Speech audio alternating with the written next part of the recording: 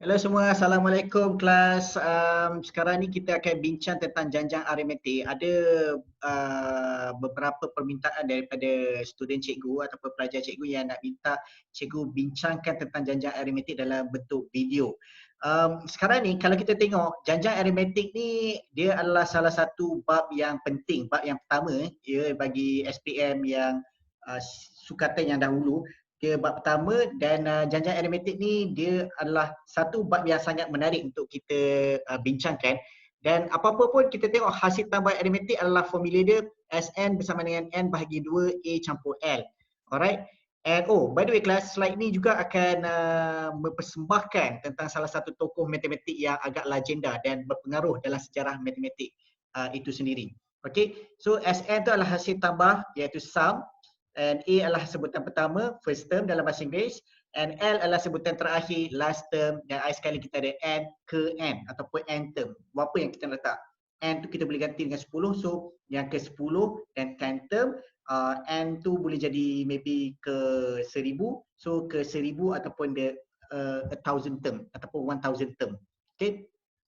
So sebenarnya kalau kita tengok yang formula tadi tu dicipta oleh Carl Friedrich Gauss. Alright, Carl Friedrich Gauss ni cikgu dapat ketahui daripada seorang cikgu ni, nama dia Mr. Eng. Dia ni adalah bekas ketua setiausaha SPM lah bagi matematik tambahan. Jadi dia ceritakan kalau every time dia mengajar, dia akan buat satu motivasi ataupun buat satu cerita kenapa kita kena belajar that particular chapter. So dia lebih mendalam, lebih menjurus kepada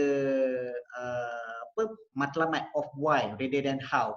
How basically sebenarnya agak senang bila kita dah tahu kenapa why, sebab kita just substitute and we can solve the problem already actually. So dia punya matlamat tu dia akan ceritakanlah objektif dan cerita macam mana formula ni boleh come into the surface ataupun formula ni boleh terhasil ataupun terbentuk.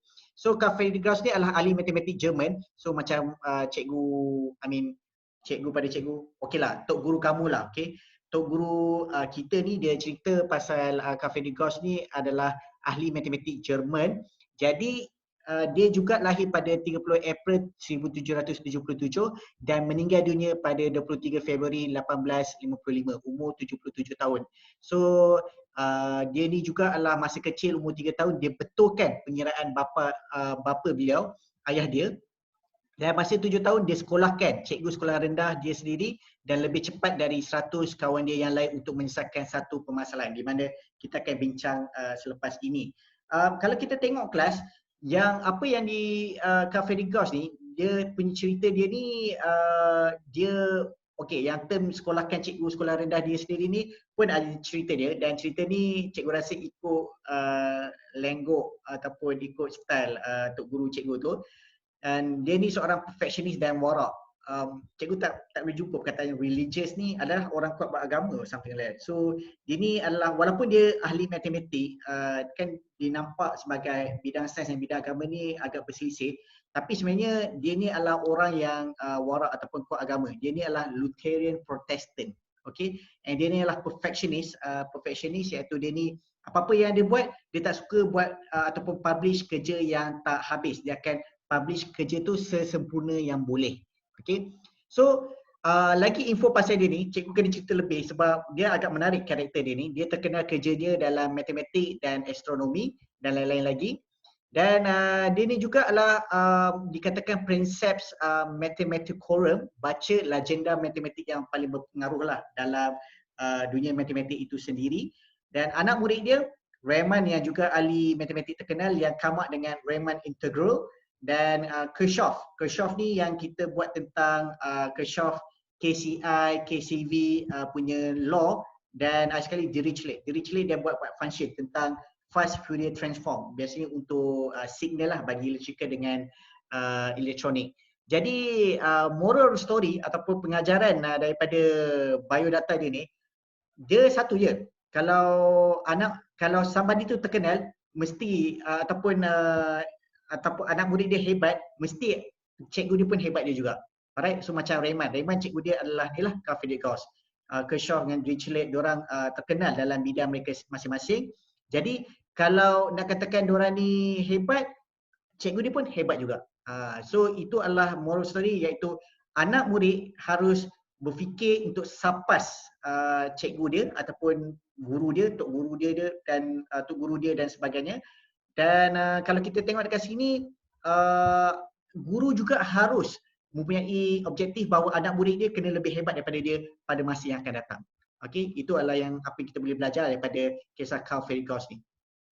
So soalan, Carl Fredrik ni masa umur 7 tahun dia kata dia dapat soalan yang cikgu ataupun tok guru kita ni, Mr. Eng ni, dia kata cikgu ni malas nak mengajar. So dia malas nak mengajar tu semua tu, dia kata, okey kelas, berapakah hasil tambah dari 1 hingga 100? So budak-budak tanyalah macam apa maksud dia? Maksud dia adalah 1 campur 2 campur 3 campur 4 sampailah campur 98 campur 99 campur 100.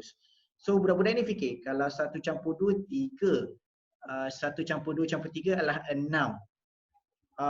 Kalau campur 4 lepas tu 10. And then banyaknya cikgu. So macam kira pening kepala, kita nak kira macam mana. So time tu diorang susah nak kira persamaan ini bagaimana dia boleh dapat daripada 1 sampai 100. Macam mana nak hasil tambah tu. So budak ada yang terpaksa patah balik untuk kira dan sebagainya. So Carl Fredrik ni kita boleh tekan pause kalau kamu nak cuba. Carl Fredrik ni fikir cara dia cara yang berlainan. Okey, cara yang berlainan daripada anak murid dia, daripada kawan-kawan dia yang lain. Iaitu satu penemuan daripada Carl Fredrik dia buat macam mana? Dia buat macam ni. Pertama sekali, dia tulis seperti yang dia tulis kat atas ataupun yang ada kat slide ni. And then dia fikir balik. Kalau kita terbalikkan, kita dapat macam mana? Oh, by the way, sebelum tu dia adalah 100 sebutan sebab 1 sampai 100 Kalau kita terbalik dia punya turutan tu macam mana? Kita dapat 100, 99, 98, 3, 2 dengan 1. Kenapa cikgu cakap sebab ada sesuatu yang menarik dekat situ. Okey. Kita tengok balik, kalau kita tambah atas dengan bawah, semua confirm akan kita dapat 101. Okey. Dan kebetulan pula hasil tambah tadi semua tu adalah 100 term. And then kita katalah tadi 101 tu kita darab dengan 100 term. And then kita akan dapat ni. Tapi betul ke? Kenapa cikgu cakap betul ke? Sebab kita tambah 2 barisan. Kita nak 1 barisan dia. 1 sampai 100 tu bila kita tambah. Jadi membandingkan tadi kita tengok ada 2 barisan. Kita bahagi dengan 2.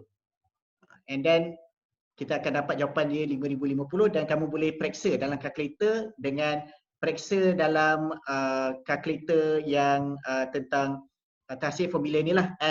Dia sebenarnya bukan S100 SN ini adalah formula. So S100 tu kita boleh substitute masuk dalam 100 dalam ni dan A tu 1 sebab kita mula dengan 1 and L ni adalah last term ataupun sebutan yang terakhir. Kita tambah darab dengan 100 lepas tu kita bahagi dengan 2 and kita akan dapat balik 5050. Alright. So seterusnya arithmetic bahagian kedua kita akan tengok the next one, maybe dalam beberapa soalan yang lain ataupun ada proof untuk soalan-soalan yang berkaitan ataupun formula yang berkaitan tentang bab 1 tingkatan 5. Stay tuned for more episode bersama Cikgu Amin.